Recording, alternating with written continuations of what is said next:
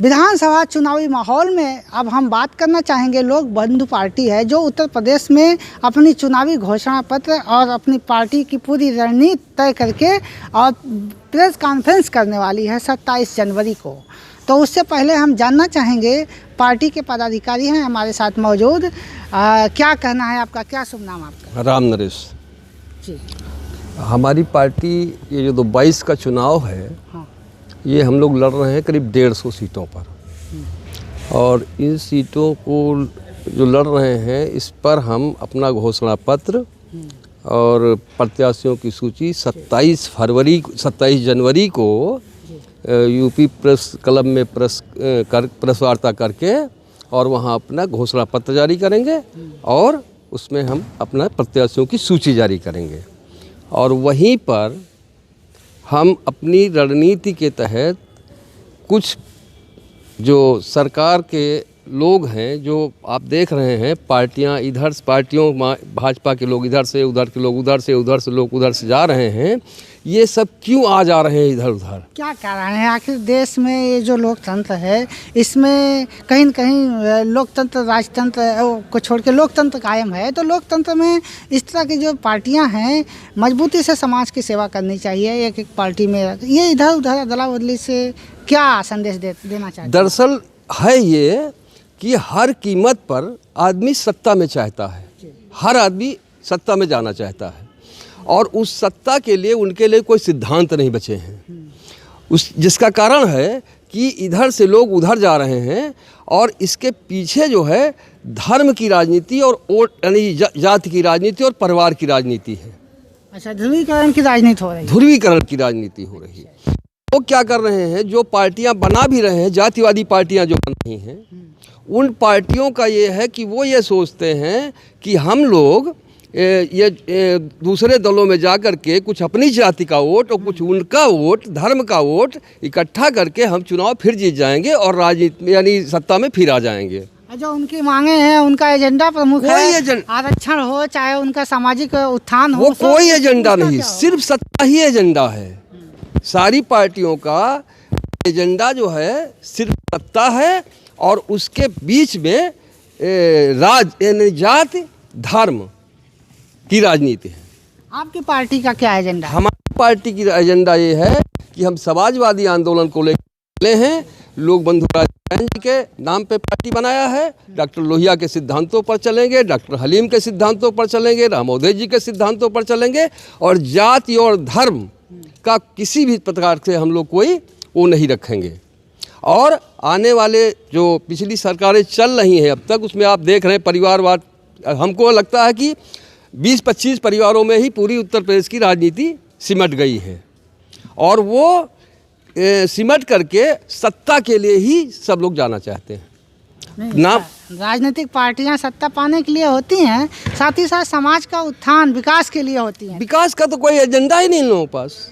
आप पूरे 5 साल से देख रहे हैं विकास के लिए किन लोगों ने लड़ाई लड़ी? कोई लड़ाई नहीं लड़ी, बल्कि सरकार में बैठे हुए लोग जिस तरह से कोरोना का फ़ायदा उठाए हैं, जीएसटी का फ़ायदा उठाए हैं और जो अन्य लोग फ़ायदा उठा रहे हैं, सरकार को एक तरह से जनता को एक बार लूटा जा रहा है। आप महंगाई देख लीजिए, आप पेट्रोल के डीजल के रेट देख लीजिए, सब सारी चीज़ आप देख रहे हो। इसमें है क्या? इसके पीछे सिर्फ लूट है। और अब यानी उस लूट का खुलासा भी आप करेंगे? लूट का खुलासा बिल्कुल निश्चित तौर से करेंगे। और अभी 27 को आपको वादा कर रहे हैं कि 27 को इतने घोटालों की वो करवा दूंगा, इतना वो खुलासा करूंगा कि ये लोग सब डिस्टर्बेंस हो जाएंगे कि एक एक घोटाला क्या क्या इन्होंने किया है, मंदिर के नाम पे क्या किया है, उसके नाम पे क्या किया है, जीएसटी के नाम पे क्या किया है और इसके नाम पे क्या किया है। इतने घोटाले किए हैं। अभी आप अयोध्या वाले जो ज़मीन खरीदी गई आपने उसको देखा, जीएसटी के घोटाले जो है वो अभी हम बताएंगे। और इसके बाद और जो घोटाले, ये कोरोना को लेकर के जो घोटाला है, पूरे देश को किस तरह से उसको लूटा गया है कोरोना के नाम पर, बहुत बड़ा सवाल आप खड़ा मैं खुलासा करूंगा कि एक एक आइटम को किस तरह से उकरा गया। अभी 100 करोड़ की आई, 100 करोड़ की वैक्सीन बताया है और 100 करोड़ की वैक्सीन हमको बताएं कहाँ से 100 करोड़ वैक्सीन लग गई है। वो सब कहने के पैसे की लूट है बस, और पैसे की लूट के लिए ये सब किया जा रहा है। बहुत बड़ा बहुत बड़ी बात कर दी इन्होंने कि कोरोना वैक्सीन को लेकर जिस तरह से लूट मची हुई है, जिस तरह से हॉस्पिटल जो है पैसा लूट रहे हैं मरीजों से, सरकार का पैसा जिस तरीके से दुरुपयोग हो रहा है, इन्होंने कहा है ये बहुत बड़ा घोटाला है। और 27 जनवरी को लोक बंधु पार्टी प्रेस कॉन्फ्रेंस में पार्टी के घोषणा पत्र और चुनाव के संबंध में तो अपने बयान जारी करेगी, अपनी तैयारियां बताएगी, साथ ही जो वर्तमान सरकार के जो क्रियाकलाप हैं, घोटाले हैं, उसको भी उजागर करने की कोशिश करेगी।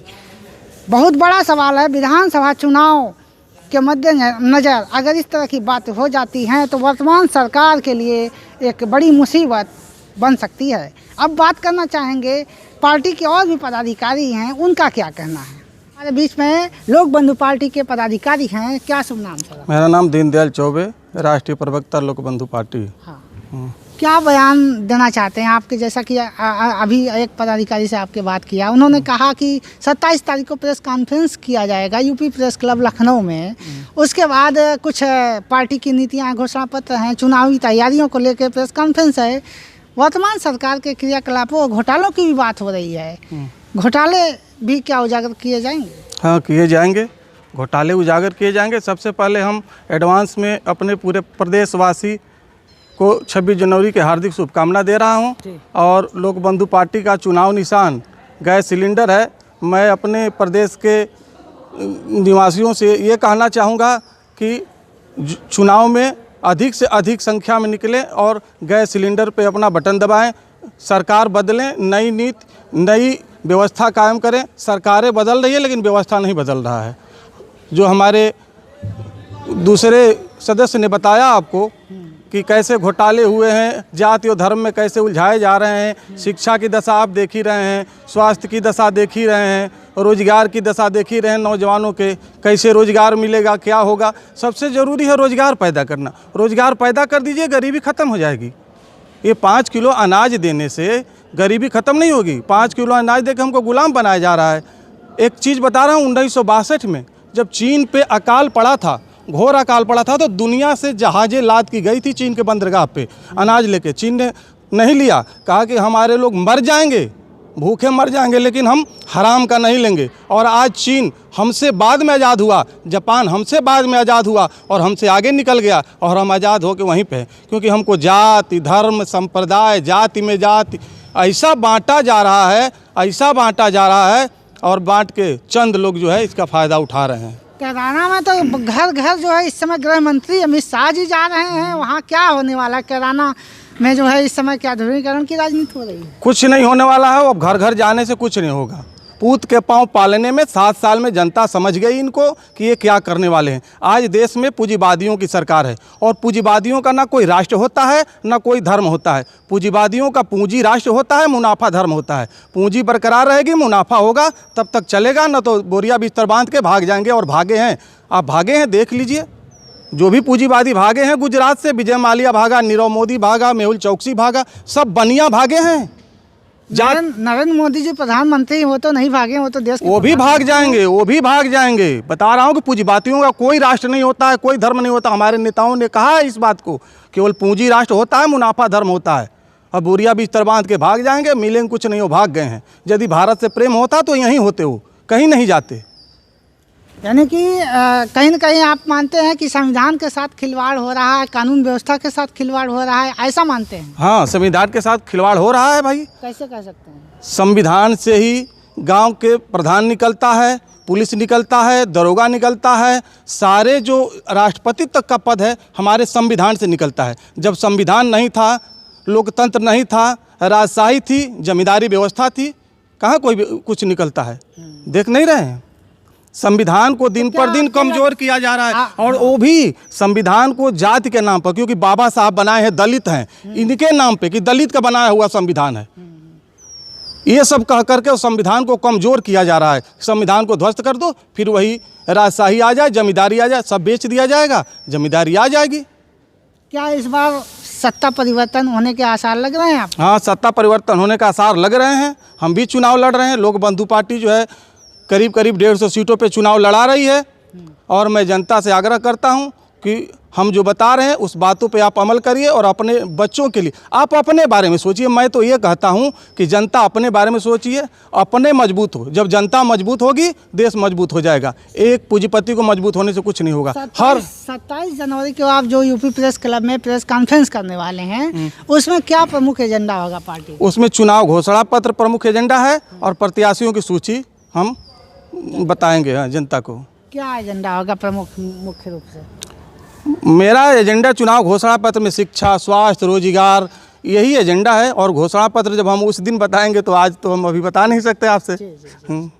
तो घोषणा पत्र मतलब मेन आपका मुख्य समाज के लिए आप पार्टी समाज के लिए कि भाई हम आपको बता रहे हैं कि जाति और धर्म से ऊपर उठ के काम करेंगे। क्योंकि जाति बहुत बड़ी कोड़ हो गई है और धर्म बहुत बड़ा कोड़ हो गया। जाति हम तो आपसे बता रहा हूँ कि धर्म का परिभाषा पूछ दो किसी से तो पता नहीं है। और सब धर्म, अब ये हिंदू धर्म पैदा हो गया है, मुस्लिम धर्म पैदा हो गया, वो इस्लाम से मुस्लिम हो गया, ये सनातन से हिंदू हो गया। मैंने पूछा कई लोगों से कि हिंदू धर्म का परिभाषा बता दो, हिंदू धर्म का धर्म ग्रंथ बता दो, हिंदू धर्म का धर्म गुरु बता दो। कोई नहीं बता रहा है कि कौन है, हिंदू धर्म आया कहाँ से। उधर इस्लाम में भी वही हाल हो, मुस्लिम धर्म आ गया, इस्लाम से मुस्लिम हो गए। और ये दोनों जो है आतंक मचा दिए हैं। जो अपने आप को हिंदू कहते हैं और मुसलमान कहते हैं, ये दोनों आतंक मचा दिए हैं। लगता है आपको कि जाति धर्म में लोगों को बांटा गया है बस। और इस व्यवस्था से आने वाले समय में ये वोट बैंक की राजनीति हो रही है। हाँ, वोट बैंक की राजनीति हो रही है। जाति धर्म बांट के बता रहे, चंद लोग इसका फ़ायदा उठा रहे हैं, चंद लोग इसका फ़ायदा उठा रहे हैं। और हम जाति और धर्म में आपस में लड़के अपने आप को ख़त्म करते जा रहे हैं दिन पर दिन। पहले तो हम लोग एक भारतीय हैं, तो क्या कहना चाहेंगे? स्वतंत्रता और गणतंत्र दिवस आ रहा है जो, इस पर क्या कहना चाहेंगे? हम भारतीय हैं, हमारे संविधान में लिखा है कि हम भारत के लोग, कहीं हम हिंदुस्तान के लोग नहीं लिखा है, जाति धर्म के लोग नहीं लिखा है। लिखा है कि हम भारत के लोग, भारत को एक पूर्ण संप्रभुत्व संपन्न लोकतांत्रिक गणराज्य बनाने के लिए लिखा है। तो आपकी पार्टी इसी दिशा में काम करेगी, संविधान पे काम करेगी। हम आप देखिएगा, आपने हमारा जितना भी इंटरव्यू लिया है, जहाँ पे भी लिया है, हम अपने मीटिंगों में संविधान रखते हैं। और उस दिन भी संविधान मेरा सर्वोपरि है, संविधान लेके चलेंगे। संविधान मेरा धर्म ग्रंथ है, संसद मेरा धर्मस्थल है और जनता मेरी भगवान है। मैं इसी को लेकर के काम करूंगा। बहुत बहुत धन्यवाद। तो इस तरह की विचारधारा अगर किसी पार्टी की है तो निश्चित रूप से यही लोकतंत्र है और यही जो है जनता की सच्ची सेवा है। अगर इस तरह की राजनीतिक पार्टियां अपने धर्म कर्म का पालन करते हुए जो जातिवाद से हट कर कुछ काम करना चाहती हैं तो हमारे देश का, समाज का विकास संभव है।